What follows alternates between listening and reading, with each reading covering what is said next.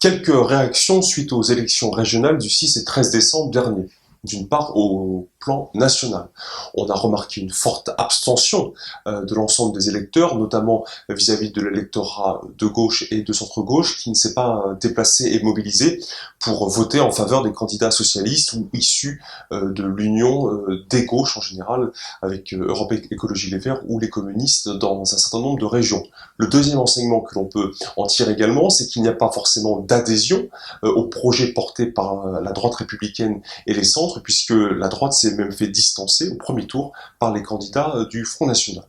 La situation au second tour, cette fois-ci, on remarque donc le Front républicain, naturellement, qui s'est reconstitué suite à l'appel des différents candidats issus des Républicains, des centres et également par le gouvernement et le président de la République et son Premier ministre, qui ont appelé à faire barrage au Front National en appelant à naturellement placer tous les candidats qui arrivaient en tête au premier tour à se mobiliser pour que cette victoire des candidats qui défendaient les valeurs républicaines puisse emporter ces régions face au Front National. Sur le plan régional, Alain Rousset s'est qualifié en tête du premier tour, Virginie Calmels est arrivée en seconde position avec près de 27% des voix, et Jacques Colombier, le candidat du Front National, lui s'est qualifié en troisième position avec 24% des électeurs qui ont voté en sa faveur, ce qui était un score considérable pour la grande région sud-ouest. Au second tour, Virginie Calmels a lancé un appel à tous les abstentionnistes afin de les inviter au renouveau dans les idées, renouveau dans les méthodes et renouveau dans les équipes. Et également, à la fin de ce second tour, on a pu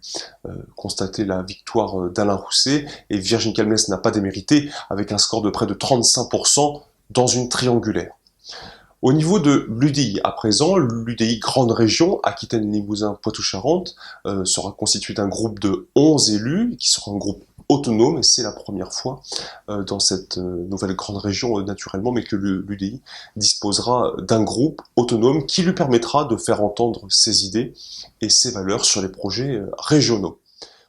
Au niveau de la Gironde, l'UDI disposera de 2 conseillers régionaux, Nathalie Delattre, présidente de la fédération départementale, ainsi que Aurélien Septon, délégué départemental de cette même fédération. À l'issue du second tour, l'UDI Gironde a demandé à Alain Rousset de traduire concrètement et en actes politiques ses déclarations de désir de rassemblement ouvert. Que veut-il dire par cela? Alain Rousset est-il prêt à rompre avec les méthodes de gouvernance classiques, à savoir l'opposition, majorité, opposition, ou est-il prêt à ouvrir la gouvernance, à ouvrir l'exécutif en confiant des responsabilités aux élus de l'opposition sur un certain nombre de sujets et de projets régionaux sur lesquels la majorité et l'opposition peuvent s'entendre naturellement dans l'intérêt des habitants. L'UDI est prête à répondre à ces défis, est prête à prendre en charge ses responsabilités. Faut-il encore que Alain Rousset, président élu, puisse répondre à cette demande? J'aurai le plaisir de vous retrouver après le 4 janvier 2016, date de la première assemblée régionale, où Aurélien Septon viendra répondre ici sur ce plateau à nos questions. En attendant, je vous souhaite à toutes et à tous de très belles fêtes de fin d'année.